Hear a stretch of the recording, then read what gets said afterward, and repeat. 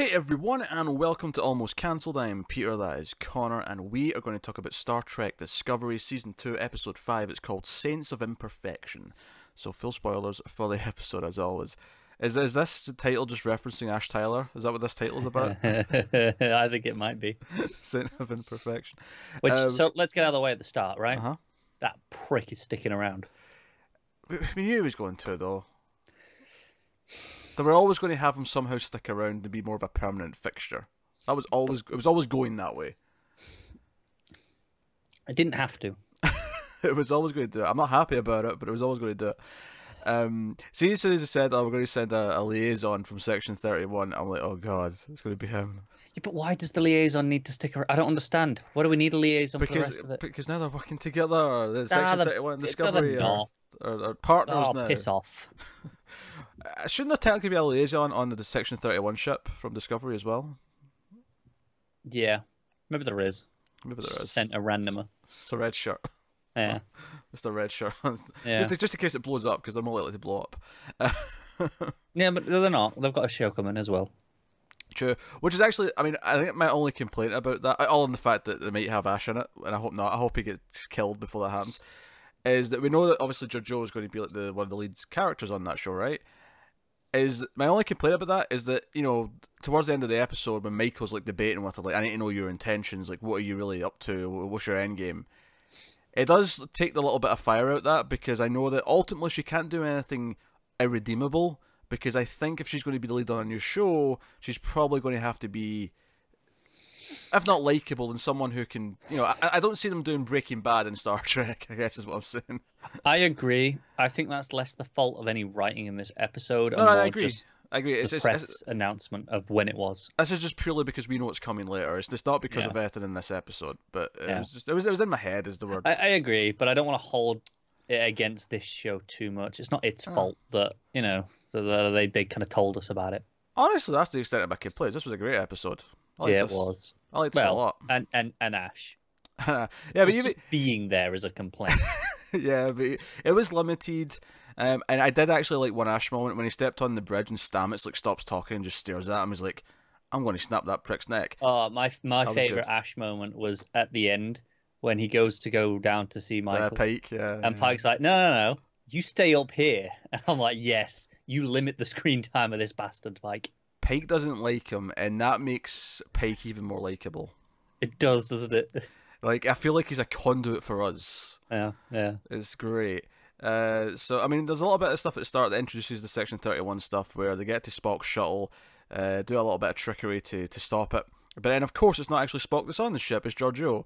And, you know, one of the things I loved about in this episode, actually, is, you know, like, so everyone's got their phasers up because Spock might be dangerous, right? And then Giorgio steps out, and everyone puts their phasers down, except Michael, who holds it up for... Just for a touch too long. Enough that, you know, Pike's like, hey, Commander. What are you doing? Yeah. put your phaser down. Yeah, exactly. You know, and then, you know, later on, he's noticed a couple of things, and he's like, there's something you're not telling me about Giorgio and Ash. Like, what's going on here? And she doesn't tell him there and then, but she promises she will, that she will divulge the story. I'm sure she will.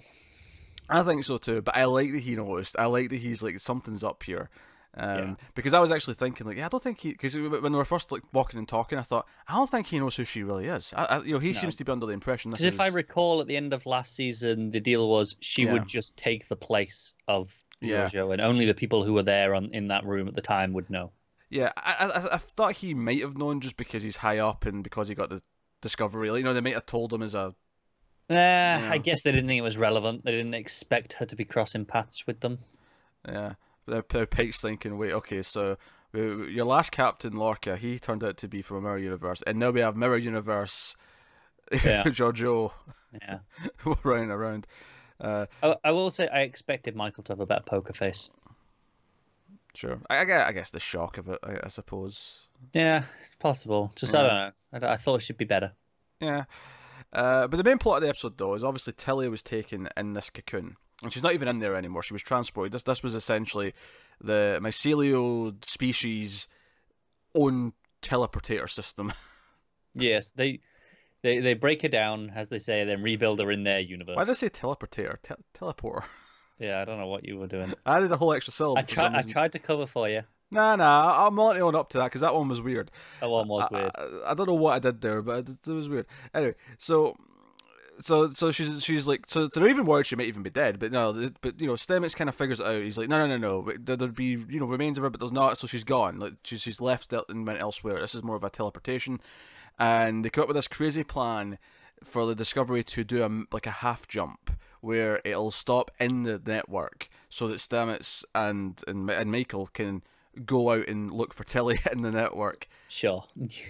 Yes. I mean, I think my only critique of this, honestly, is not so much the science. If they tell me, okay, like, it's dangerous for anyone on the ship to go into the mycelial network because it'll mess with them, except if you're in that pod, you're in the chamber, right? Because that's designed for that.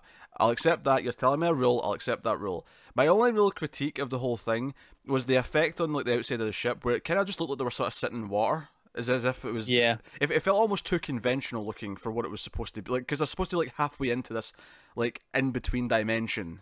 Yeah, and I'm with you. It looked like we're just sort of sitting in water, almost in space. Yeah, the effect itself was fine, but maybe just not the right choice of effect. Conceptually, it was a conceptual thing, more than anything else. But they go in looking. Meanwhile, Tilly wakes up and is freaking out. This episode, I think, cemented that Tilly's the best character in the show for me. Her reactions to things were hilarious. The one that really broke me is, Discovery shows up and tells, oh, they're here for me. And they go in, right? And at one point, May says, oh, what if everyone on the ship died coming to get you? And Tilly just sort of smiles and goes, thanks for that. And it was the pitch perfect delivery of it. It just, it got I me. really needed the idea of that guilt. Yeah. So no, that was all good, and basically, like, she's May's like, there's a monster. I need you to help me kill the monster. And Tilly's really mad at her, but she's like, oh God, I'm a good person, damn it. Okay, what do you need help with? What is going on? She can't help herself. So even though she found that Michael and her run into each other very quickly once they're in the network, it's like, no, we have to help May. We have to help her species because this thing's killing them, and we have to do this. And of course, there's the twist here is that what's killing them is actually Hugh, who's in the network. Yeah. Because he's defending himself, and it's this misunderstanding. Yes, because we see as soon as Tilly enters, it starts attacking her. Yeah. And May has to call him off, being like, no, she's fine. Yeah. And all Hugh has done is find the one thing that's, hurtful to them, and he's been wearing it, essentially, like camouflage. Yeah, but it's been falling off him. Yeah, so it's been killing things left and right. So obviously, and we get this explanation that like because Stamets was connected to the network and he was holding Hugh's body, there was a tear and his energy went through. Whatever. Bit wishy-washy. Yeah, I'll take it. It's fine. But so obviously Hugh's like, oh, we need to take you back, and they talk down May and say, no, hey May, like, he's to him you're the monster, and she tries to make her understand that this is just an equal two-way street here. Yeah. And try and it's very Star Trek. It's like, no, think about it rationally, be empathetic towards the other being, and work it out. And I like that. It felt Star Trek-y. Yeah. That's cool. And then so I like the whole idea that, like, so Hugh tries to go through, and as soon as he steps across the barrier, his hand disappears. Yeah, because there is no. Because his body was dead. His body did die. Like, it was still there. Yeah, this is a recreation in this other world, but we've seen that May didn't just manifest over there. Yeah, May was in Tilly's head. She wasn't actually walking around. Like, yeah, exactly. It was a figment in her head. So, and it's like, no, but the one thing you were missing was DNA. So they do actually solve it. But I did like for a second that, okay, we got to see Hugh again, but it wasn't like, yeah, it's not just perfect. Like, he shouldn't have a body in the real world. Like, he did still technically die. We can't just get over this. And I'm not mad that they actually did, because what I like about what they did to solve this, really, okay, you couldn't form an actual body in our world because you didn't have human DNA. That was the missing ingredient. But now that cocoon that Tilly came through does have human DNA in it, so you could recreate him. Yeah. And but at a price. That's why I like it, is that it's at the price where May has to give up her bridge to Tilly, and she's like, no, I don't want to, I've bonded with you, I actually want to, stick around. And, Tilly kind of agrees, like, yeah, because they have a cheesy line to say about, I've known you more than anyone else, and across species, across dimension, blah, blah, blah. And I'm like, I like this. I like it because they make, because she teaches her the pinky swear earlier on in the episode, and she does it again here. And May brings up the finger herself this time. It's like, no, promise, and she's like, promise. We'll be together again. So I like that we kind of have this ally now in the network. It's this extra idea that we can add to the show's mythology. Because only a few episodes they started as really sinister, right? Yeah. And then even like last episode, I think it was last episode when we were dealing with this, it was like it still felt sinister, but they were doing it for a good reason, right? It was like, oh, they thought they were under attack, but then over this episode, it's like, no, there is a genuine connection. It really did a good job of kind of selling that progression. Yeah, I like that May's been a 3-episode thing to get to this point. It wasn't just like introduce her this episode and by the end we had this resolution. It was introduce her is a weird thing. Last episode, develop it to what we got to, and then this episode is the payoff. And obviously, I expect to see her again. I think this will be a recurring thing with Tilly, and they may use this connection as for help at some point or something like that. Yeah. But again, this goes back to the core ideals of Star Trek, where they encountered something they didn't understand, and at first it was scary, and it looked like we may have to defend ourselves, and then it became understanding, and now we're at a point where we have we have a relationship with this thing. Yeah, that's Star Trek. You're on the first step to getting them in the Federation. Exactly, yeah. It's just this idea of you feel what you don't understand, but you have to stop and try and treat it like a being of equal rights, and you get to this point. It's very Star Trek, and it works both ways. Yeah, exactly. So this was a very neat plot, ultimately. It was. Did you feel like because at the end of this episode we get some narration from Michael? It's there at the start as well, but yeah. Yeah, but I'm specifically referring to the bit at the end because it really felt like, okay, that's the end of this part of the season now. Yeah, it felt like this was like the first maybe act of the season. Yeah, we're done with. Yeah, and I think that this Tilly story is kind of the marker that's kind of ending that. Yeah, also I think also this unification with Section 31 also feels like that's setting up for the next arc. Like this next little batch of episodes is going to be really like tied with that kind of idea. Yeah. And obviously as this is all happening, the ship's in danger. It's it's been pulled into the network, and everyone's going to die. So they're on a clock the whole time as well to give it some tension. And the Section 31 ship, they don't even know it's there at first. It's disguised as an asteroid, and then it decloaks, and it's like, oh shit, you were here to help me. We're going to talk about this later, you prick, because Pike knows him personally. They're old first friends. name basis. So Admiral shows up at the end, and she tells them they have to work together, and Spock's a person of interest for both these things. Yeah, it's like, look, you really shouldn't have cloaked. You were friendly. You could have, let them know you were there. Look, accept that. Yeah, okay, they're not necessarily playing by the rules, but sometimes we need that. And of course, Giorgio actually did save the day a little bit. She bought them 3 more minutes, and I'm like, why does she care so much? Like, everything we know about her, says that maybe she shouldn't be having these instincts.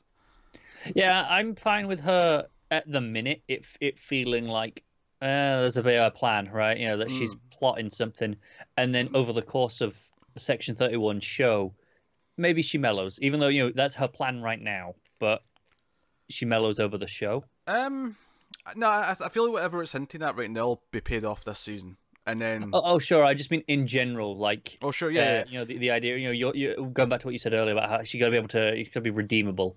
I think it's fine for her to be setting things in motion and still feel like she might be evil, only to come around at some point. Sure, but I think that'll happen before the end of the show. What do you think? This season, yeah. I think that's how you set up the Section 31. Is because I think because they have Michael question it and eyeing her up, I think they have to pay off that with some kind of conclusion in this season. Fair enough. And then maybe that'll not that that'll necessarily make her completely she's a goody two shoes now, but I think that'll set her up for whatever she's going to be in Section 31. So yeah, that makes sense to me. But yeah, so they're working together. Ash is staying in the ship, which is the negative point of the whole thing. Just yeah. So and then ruins everything. And it works. The whole thing works. Hugh comes out of the cocoon in a fresh body. Fresh body, but because his consciousness was in there, he still has his memory. He's a bit frazzled, understandably. It's still really him. It's just he's got a new body essentially. Yeah. So really interested to see where they go with this. Yeah, I did not expect Hugh to be back. I thought that would stick. I guess in one way it maybe stops Stamets from hating Ash as much because technically he got him back. So yeah, I guess it doesn't feel cheap though that they just brought him back. So I don't mind. Like it actually feels like he felt dead, right? And and he was dead for a while. And this is like no, they've got something in motion here. Yeah. Maybe it's just that I'm okay with them undoing things that Ash did. Maybe that. Yeah, I'm okay with that too. Let's make everything he did irrelevant. Yeah, yeah. On the upside, it feels like Ash is now very unrelated to the Klingon stuff, which is nice because it means there's not Klingons following him around. Well, yeah, it's a little bit better than what it was before. Hard to fault that. Hey, if they stick with Pike just treating them like shit, I can maybe get on board. Yeah, but the cynic in me is like, no, they're going to do a thing over the season where Pike comes to respect him because he's going to be a valued member of the crew, and piss off. There's no redeeming this. Oh dear. It was actually a really good episode though. Yeah. As much as there's one or two things we're being petty about, it was a really good episode. We just really don't like Ash. Arguably one of the best of the season, best or second best, I think. Second or third best, yeah, for me. What's your first? It's 1 and 2, like Okay. are really close for me. I really like it's this one. I like this one as well. I think all the stuff on the ship with them trying to find each other, the overall message, I think pretty much everything in this worked for me, barring the existence of Ash because I think Ash. the second one's my favorite, and then 1 or this one could go either way. I'd have to think. Give me some time to think on it. But yeah, so that's episode 5 of Star Trek Discovery. I just realised this is a much shorter discussion. I guess this was just a way more focused episode than it was, because there wasn't bunch. a lot else going on, and we don't have anything huge to complain about. Yeah, exactly. Because you see Pike looking at the Red Angel stuff again at the end, but there's not really much discussion about it this episode. Yeah, the only thing that we really get is the tachyon trail, and they That's right. Yeah, theorize that. Well, I mean, it could be something to do with time travel. Well, that's what Section 31 dude thinks. Yeah. Pike's like, or it could just be the trace of either a cloaking system or a transporter beam. Yeah. So, Yeah. The fact that they've mentioned time travel though means that at least if it's not actually time travel, they're going to play with making us think it could be time travel. Yeah, which I'm okay with. And also, time travel would be a more satisfying way of telling me how the Spock Chosen One kid shit came about. That's true. That It's can make like, it work. no, the angel saw Spock in this time and then went back and caused that. Let us not forget the best of the short treks had Discovery sitting around for like 10,000 years. We could. I still think we might somehow get something that ties into that. Not that I think we're going to go 1,000 years in the future and stay there necessarily, although that'd be cool. But like, I think there'll be something that maybe kind of links to that. Possibly, yeah. In some way, I don't know. But really good episode. No, good, yeah. I'm all in on this season. 4 out of 5. We had one bad episode. Yeah, no, I'm willing to take that.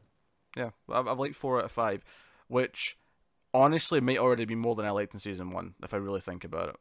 Yeah, there was probably like 3 we really liked in season 1 at a push. And even then, it wasn't really liked. It was like they were solid compared to the rest of the season. There was like 1 that we really liked, and then another couple that were, yeah, it's all right. But all the ones we've liked this season are better than all the ones we liked last season for the most part. Yeah. Right. So, like we're on a good roll here. So which is good because Star Trek Discovery seems to have been finding its feet, which is nice. Let's hope they don't balls it up. There was some rumors this week that it's getting cancelled. I don't know if you saw this. It was the guy that plays Pike was just tweeting on Twitter. He's on Twitter saying about being unemployed. And in my head, I'm going, yeah, well, he's just a guest star, right? Yeah. But apparently he referred to something in the past tense with one of the other cast members, and sites have run with it. I don't know if there's any truth to it or not, but I mean, it could be just misconstrued because he's only doing the one season, which is all we really expected from him anyway. Yeah, I don't know. I'd find it strange. I mean, I did. Someone did mention a rumor to me about like them rethinking their Star Trek strategy, and but like given that they've got this Picard show like gearing up, they've got the animated show gearing up. It would feel weird to me. Section 31 come in. Yeah, it would feel weird to me to cancel this now, but we'll see. Yeah, the only thing that makes me think maybe is I did hear again, going back a little bit now, is that Section 31 show is in the works, but is not planned to be part of the the year-round schedule that they've got going at the minute. That would be replacing Discovery when that Okay. happens. So it'd be like, at the time they were saying so that'll be in a few years' time rather than next year. But I mean, if they're looking at canceling it, maybe that's part of why for some reason. Here's the thing, though. I feel like you have to, if you're going to have like year-round Star Trek, right? Let's say Section 31 replaces Discovery, and we have this Picard show. I feel like you still need like a main Trek show that's part of that year-round, because I don't feel like either of those is like a main, like, the main Trek show that's kind of like meant to be like the traditional. They're on a ship and they're doing adventures. Because I feel like Picard will probably be very different to that. I think Section 31 is going to be different. I will say Picard could be. I mean, it could be, but yeah, we don't know enough to say for sure. Section 31 definitely isn't though. Yeah, that feels like a spin-off. I feel like for the year-round Trek, you have to have one show that feels like the main Trek show, and then the others feel like interesting side ideas. And that's not to say that they're lesser, just in the sense that they're going to do something different with them. So Section 31 is definitely different because it's kind of like the Suicide Squad. I mean, that's part of why Star Trek kind of died off anyway, right? All the the shows that were on at the same time, but were kind of ultimately too similar. Back in the 90s, early 2000s, it was too similar, right? I don't really agree to that. I mean, I haven't seen them all yet. No, but by all accounts, that's kind of what happened. Is they were too similar, and audiences got burned out. Well, I think Deep Space Nine was pretty different, but fair enough. But that's 1 out of like 4 from that time period. Yes. So this here is like, okay, maybe in theory they should have learned, and like, no, we need to do different things to keep it going, to keep people, why you should check out this show each time. Yeah, I'm not saying they should do all the same thing. I'm saying there should be one that's classic Trek style. Oh, I agree. It should at be the middle. Well, the middle is doesn't really matter when, does it? I wasn't being literal. I just meant like as the core, as the main pillar. Sorry, I thought you meant in the year. No. Right, who gives a shit what part of the year it airs on? I don't know. People probably do.